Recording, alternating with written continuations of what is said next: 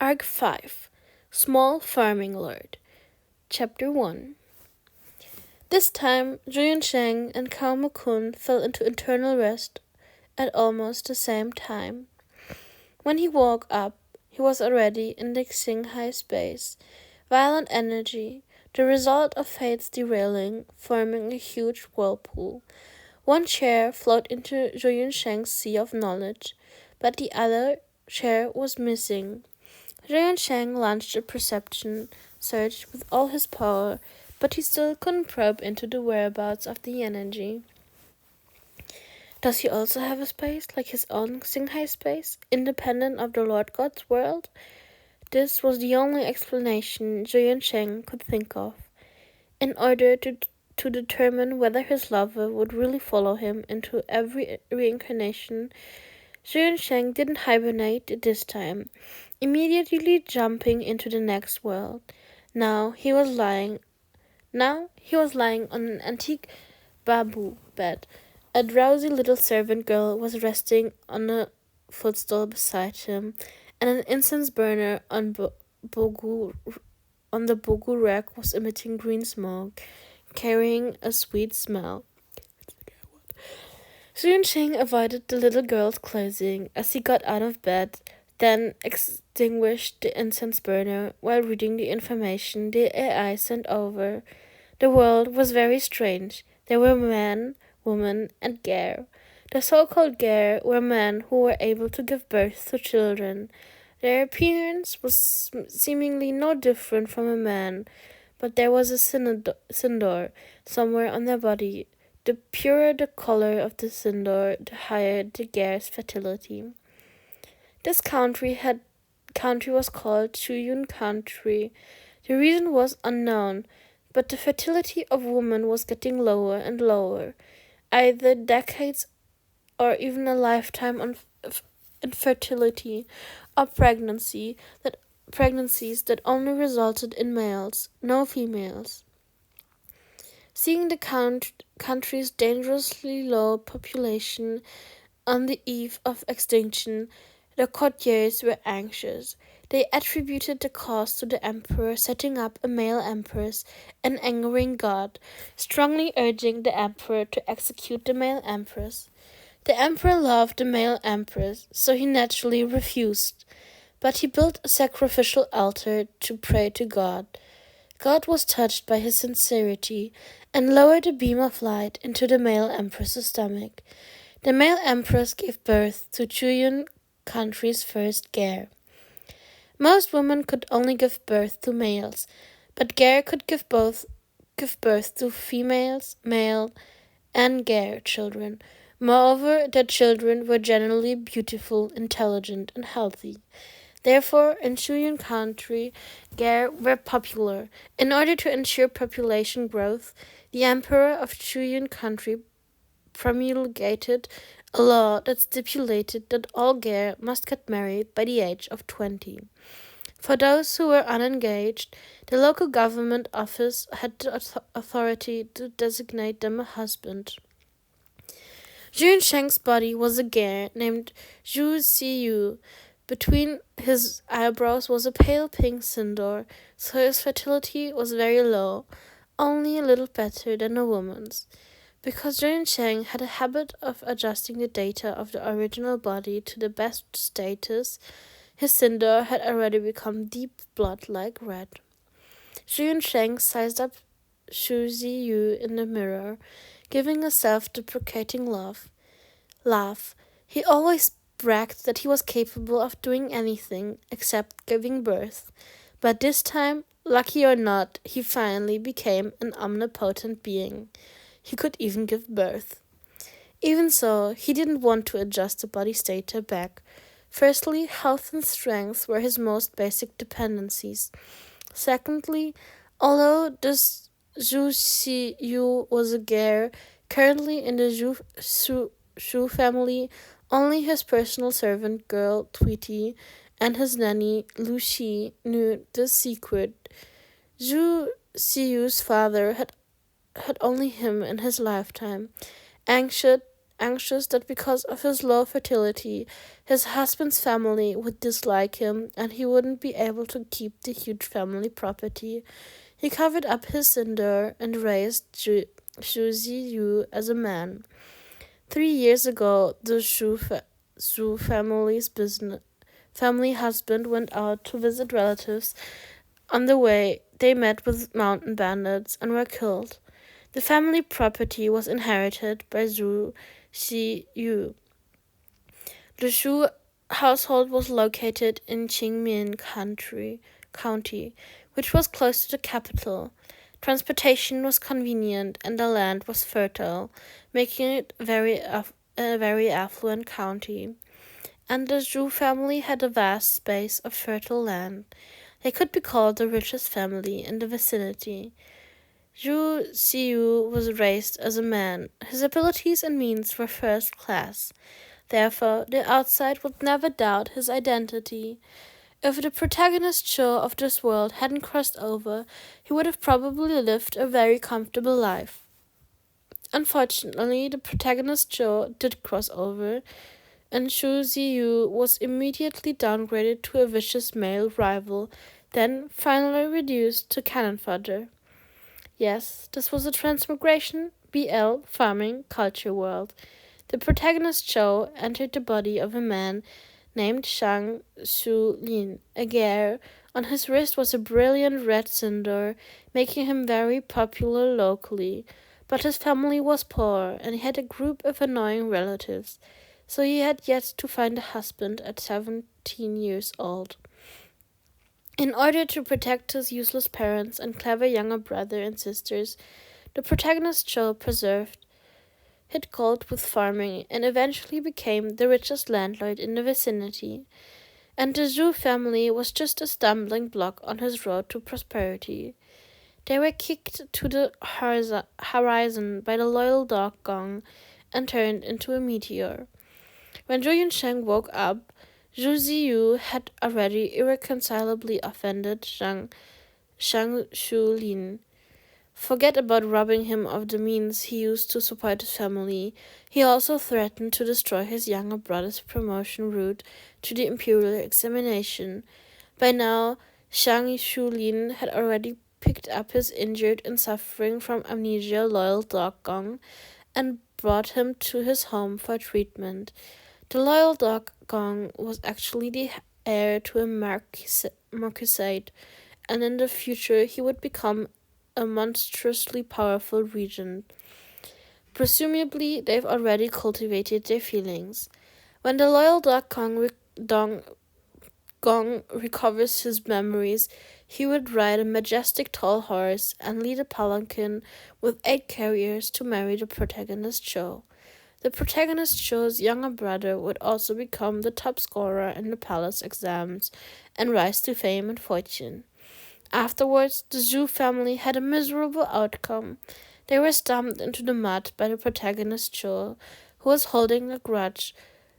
Younger brother and loyal Dong Gong. In the meantime, Shu Ziyu's Gare identity was seen through by the protagonist Gong, who prompted the authorities to wantonly marry him off to an infamous gambler. Not only was his family's vast wealth squandered away, he was also abused, his life worse than a pig or a dog's. In short, how content the current Shu Ziyu was how miserable the future Shu Ziyu will be. Therefore, Zhou Yunsheng's only task this time was to save the Zhu family's property, a regent holding massive military force, enough power to overturn all levels of society. This type of person wasn't easy to deal with. Zhou Yunsheng pondered while applying face rouge to his cinder. "Yeah, young master, why didn't you call me when you woke up?" The girl lying on the footstool unhurriedly woke up. She promptly went to the bronze mirror to look at him, then was stunned. Young master, how did your cinder change color?" The little girl had never seen such a pure, blood-like deep red on any other Gare's body. A young master had this color from birth. Why would they worry about not being able to find him a good husband? Why would Master bother raising him while concealing his identity? I also don't know how it got this way. It was like this when I woke up today. Help me thicken this rouge a bit. It's too thin to conceal it now. Zhu Sheng had handed the case over. The little girl snapped out of her shock while stirring some flesh-colored powder into the case. She hesitantly opened. Young master, the color of your cinder probably changed because you were nursed back to health. Young master, you not only look beautiful, even the color of your cinder is so pure. Marrying a high official isn't impossible. Then we'll see who would dare covet the Zhu household's family property. Tweety, your thoughts are too simple. Zhu Sheng smiled faintly and waved his hand. How can you know that the high officials wouldn't look down on your family's property? Must a high official have a noble personality? Relying on others will always be worse than relying on yourself. The Zhu household's family property is still better off under my guard. But young master, you can't spend a lifetime all alone. How sad that would be. I won't be alone. Someone is waiting for me, Zhu Sheng confidently said. Although he didn't know who the guy had become, he had a mysterious and inexorable feeling that they would definitely meet again, love each other, and stay together, just like every life in the past. Tweety gave a sweet smile at these words. Then she applied the adjusted rouge to the cinder until it was undetectable. Zhu Sheng ate breakfast, then entered his study to look over the account books. His brain was comparable to the most powerful computer. In just a few glances, the outgoing and incoming finances were simplified into tables and stored in his mind. About a quarter of an hour later, he had already mastered all the circumstances of the Zhu family. He was preparing to have Tweety grind ink to make a summary of the property when he heard a knock. The Zhu family's head butler, Zhu Laoxi, was outside requesting an audience. Zhu Ziyu was spoiled by his father. His character was very high-handed and selfish, so he usually often bullied others, extorted, plundered, etc. And Zhu Laoxi was his most effective henchman. This time, Zhu Laoxi had been ordered to go to the Zhang household and seize Zhang Julian's secret century egg recipe. Zhang Julian relied on selling century eggs to earn his first pot of gold. He planned to save some money to send his younger brother to attend school in the county and conveniently repair his house. Unexpectedly, the Zhu family resolutely demanded the recipe from him and also forbade him from selling them again, planning to monopolize the source of revenue. Zhang Julin was naturally unwilling, but his younger brother, Zhang Jiarui, was participating in the courtyard examinations soon. If he didn't compromise with the Zhu family, he wouldn't be able to find a guarantor and unjustly lose qualifications. For his younger brother's future, Zhang Xulin had no choice but to suffer in silence. Currently, Zhu Laoxi was presenting this evil secret recipe to Zhu Ziyu, expecting a few words of praise, but surprisingly he heard the boss ask, "What's this?" "This is the recipe for century eggs, young master. Didn't you order me to get it?" "Was there something like that?" "Young master is always so busy, perhaps you forgot." "But these are just some petty profits. I'm not interested. Take it back." Zhu Sheng waved. Zhu Laoxi didn't question it, withdrawing after promising to return it, but he didn't return the recipe. Instead, under the boss's name, he let his wife pickle the century eggs for sale, earning a good profit. Zhu Sheng had received Zhu Ziyu's memory. Of course, he understood Zhu Laoxi's greedy nature. When he went away, he knew that he would certainly do this, so this was exactly what he wanted. He was now only a small landlord. He couldn't afford to offend the bigwigs, so building some goodwill was necessary. But he couldn't simply do some good deeds. It was too low effort, and the effect wouldn't be good enough. He needed to be a bit high-tech. Plus, he had to let the protagonist view him as an enemy first. Anyway, he wasn't in a hurry. Through the data transmitted by 007, he knew that there would be a big drought in the next few months. The protagonist show was the first to see through the weather changes, so he warned the villagers to stockpile food, saving many lives. Zhu Ziyu believed him and also stockpiled a lot of food, but he sold it at a high price during the critical moment, profiteering from the disaster. Because his actions were so immoral, when the refugees and bandits looted his manor, the loyal Dark Gong's troops refused to go rescue him, and he almost died. This was the turning point for the downfall of the Zhu family.